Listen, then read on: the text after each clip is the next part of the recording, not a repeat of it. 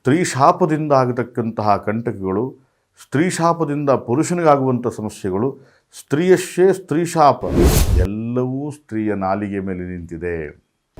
ಮಹಾ ಋಷಿಗಳು, ಮಹಾಮುನಿಗಳು, ಮಹಾಸಿದ್ಧಿ ಪುರುಷರು, ಮಹಾದೈವಾನುದೈವಗಳು ಸಹ ಸ್ತ್ರೀಯ ನಾಲಿಗೆಯ ಶಾಪಕ್ಕೆ ನಶ್ವರವಾಗಿದ್ದಾರೆ.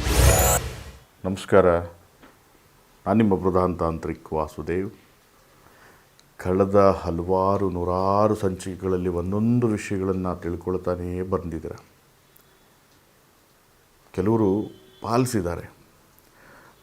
ನಾನೆಷ್ಟೋ ದೇವಸ್ಥಾನಗಳಿಗೆ ಭೇಟಿ ಕೊಟ್ಟಾಗಿರಬಹುದು, ಕೆಲವು ಜಾಗದಲ್ಲಿ ನಿಂತಂಥ ಸ್ಥಳ ಟ್ರಾಫಿಕಲ್ಲಿ ಅಲ್ಲಿ ಇಲ್ಲಿ ಜನ ಗುರುತಿಸ್ತವ್ರು ಹೇಳ್ತಾರೆ, ಇವ್ರುಗಳ ನೀವು ಹೇಳಿದ್ದು ಪ್ರತಿ ಪರಿಹಾರಗಳನ್ನು ನಮ್ಮ ಮನೆಗಳಲ್ಲಿ ನಾವು ಚಾಚು ತಪ್ಪದೆ ಮಾಡ್ತಾ ಇದ್ದೀವಿ, ಬಹಳ ರಿಲೀಫ್ ಆಗಿದ್ದೀವಿ ಮತ್ತು ಬಹಳ ನೆಮ್ಮದಿ ಇದೆ ಎಂಬತಕ್ಕಂಥದ್ದು.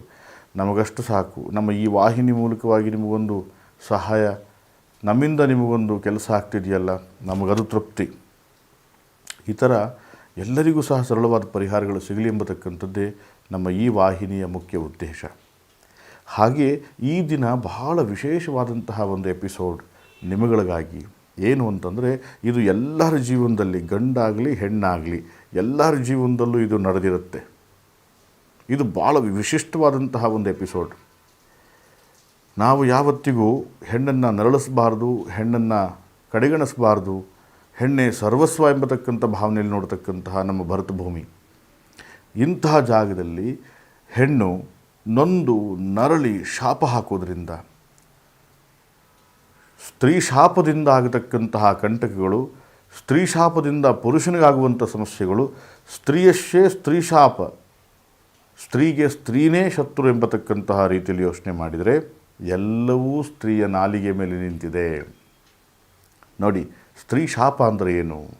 ಶಾಪಗಳಲ್ಲಿ ಭಾಳಷ್ಟು ಶಾಪಗಳಿದೆ. ಅದರಲ್ಲಿ ಬಹಳ ಮುಖ್ಯವಾದದ್ದು ಸ್ತ್ರೀ ಶಾಪ.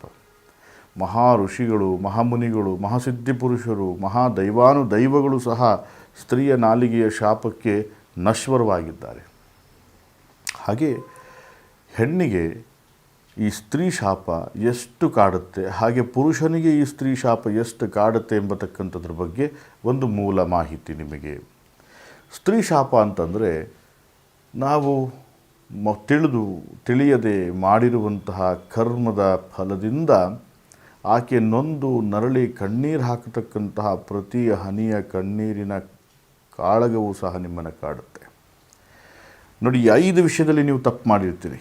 ಈ 5 ವಿಷಯದಲ್ಲಿ ಮಾಡಿರುವಂಥ ತಪ್ಪು ಬಹಳ ಭಯಂಕರವಾದ ಸ್ತ್ರೀ ಶಾಪವಾಗಿ ಕಾಡುತ್ತೆ. ಪ್ರಥಮವಾಗಿ ಅವರನ್ನು ಹೊಡೆದು ಬಡಿದು ನರಳಿಸುವಂಥದ್ದು, ರೌದ್ರ ರೂಪದಲ್ಲಿ ಚಿತ್ರಹಿಂಸೆ ಕೊಡ್ತಕ್ಕಂಥದ್ದು ಒಂದು ಭಯಂಕರವಾದ ಶಾಪ. ಎರಡನೇದಾಗಿ ಒತ್ತಾಯಪೂರ್ವಕವಾಗಿ ಗರ್ಭದಿಂದ ಆ ಮಗುವನ್ನು ತಕ್ಷತಕ್ಕಂಥದ್ದು, ಇದು ಬ್ರಹ್ಮಹತ್ಯೆ ಶಾಪವೂ ಆಗುತ್ತೆ. ಸ್ತ್ರೀ ಶಾಪವು ಭಯಂಕರ ರೂಪಕ್ಕೆ ನಿಲ್ಲುತ್ತೆ. ಇದಾದ ಬಳಿಕ ಬಹಳ ಮುಖ್ಯವಾಗಿ ಉದ್ದೇಶಪೂರ್ವಕವಾಗಿ ಆಕೆಯನ್ನು ವಶೀಕರಣ ಮಾಡಿಕೊಳ್ತಕ್ಕಂಥದ್ದು, ಪ್ರೀತಿಸುವಂಥದ್ದು, ಬಲೆಗೆ ತಗೊಳ್ಳುವಂಥದ್ದು, ಆಸೆ ಆಕಾಂಕ್ಷೆಗಳನ್ನು ಹುಟ್ಟಿಸತಕ್ಕಂಥದ್ದು, ಆಕೆಯನ್ನು ಅನುಭವಿಸಿ ಮಧ್ಯಂತರದಲ್ಲಿ ಕೈ ಬಿಡುವಂಥದ್ದು, ಮಾನಸಿಕವಾಗಿ ನೊಂದು ನರಳಿಸಿ ಚಿತ್ರಹಿಂಸೆ ಕಣ್ಣೀರಿನಲ್ಲಿ ಕರಗಿಸತಕ್ಕಂಥದ್ದೇನಿದೆಯಲ್ಲ, ಇದು ಸಹ ಸ್ತ್ರೀ ಶಾಪವಾಗುತ್ತೆ. ಹಾಗೆ ಪತಿ ಪತ್ನಿ, ಗಂಡ ಹೆಂಡತಿಯೂ ಸಹ ಗಂಡ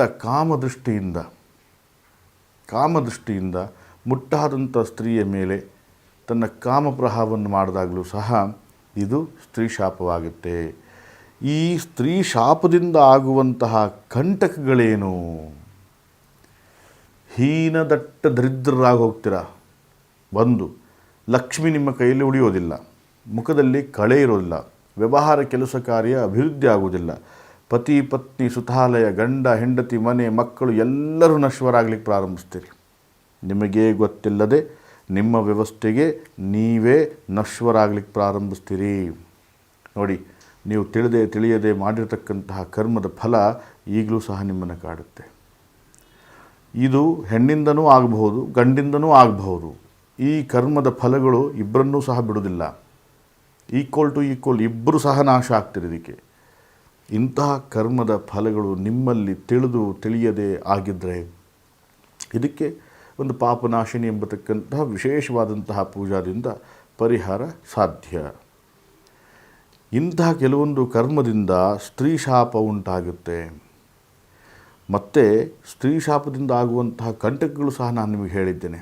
ಧನನಾಶ, ಮಾನನಾಶ, ಆರೋಗ್ಯನಾಶ, ಮೆಂಟಲಿ ಡಿಪ್ರೆಷನ್ ಹೋಗತಕ್ಕಂಥದ್ದು, ಮನೆ ಸಂಸಾರ ಜೀವನ ನಾಶ ಆಗತಕ್ಕಂಥದ್ದು, ವ್ಯವಹಾರ ಕೆಲಸ ಕಾರ್ಯದಲ್ಲಿ ಹೀನ ನತದೃಷ್ಟನಾಗತಕ್ಕಂಥದ್ದು, ಇವೆಲ್ಲವೂ ನೀವು ಅನುಭವಿಸೋದು ಬೇಡ ಅಂದರೆ ಇದಕ್ಕೆ ಮೂಲ ಪರಿಹಾರವನ್ನು ಕಂಡುಕೊಳ್ಳಿ. ಇಂತಹ ಕರ್ಮಾದಿಗಳಿಂದ ನೀವುಗಳು ಹೊರಗಡೆ ಬರಬೇಕು. ಇಂಥದ್ದು ಎಲ್ಲರ ಜೀವನದಲ್ಲೂ ನಡೆದಿರುತ್ತೆ. ಕಾಲಾಯ ತಸ್ಮಹಿ, ಕಾಲ ತಕ್ಕ ಹಾಗೆ ಪರಿವರ್ತನೆ ಆಗಿ ಒಳ್ಳೆಯದಾಗುತ್ತೆ. ಈ ಎಪಿಸೋಡ್ ನಿಮಗೆ ಇಷ್ಟವಾಗಿದ್ದರೆ ಭಾಳಷ್ಟು ಜನಕ್ಕೆ ಶೇರ್ ಮಾಡಿ, ಲಕ್ಷಾಂತರ ಜನಕ್ಕೆ ತಲುಪಲಿ. ಜೊತೆಗೆ ಆ ಪುಣ್ಯ ನಿಮಗೆ ಸಿಗಲಿ. ಎಲ್ಲರಿಗೂ ಒಳ್ಳೆಯದಾಗಲಿ. ನಮಸ್ಕಾರ.